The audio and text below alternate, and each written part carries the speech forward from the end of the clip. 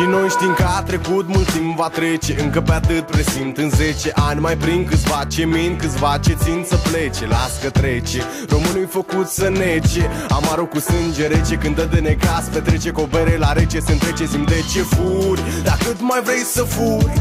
Nu vezi că suntem multe guri și știm cu toții ce înseamnă să îndur. Dar câte căzături să îndur, cam câte bucuri și cât înjur, la câte lucruri poftești din jur. Și e sigur că n-ai destul, dar nu-i nimic, sunt consolat de mic. Tu ești conștient ce zic eu?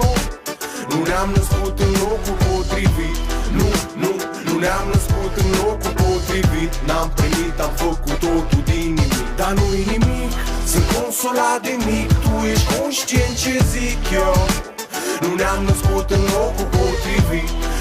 Nu ne-am născut în locul potrivit. N-am primit, am făcut totul din nimic.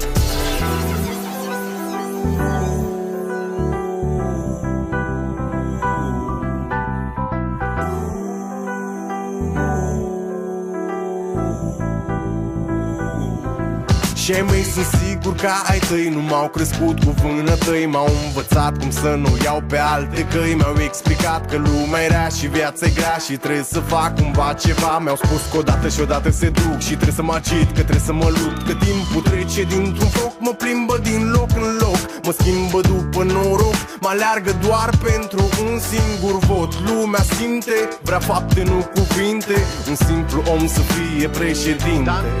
Dar nu-i nimic, sunt consolat de mic. Tu ești conștient ce zic eu?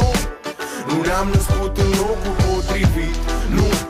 Nu ne-am născut în locul potrivit. N-am primit, am făcut totul din nimic. Dar nu-i nimic, sunt consolat de mic. Tu ești conștient ce zic eu?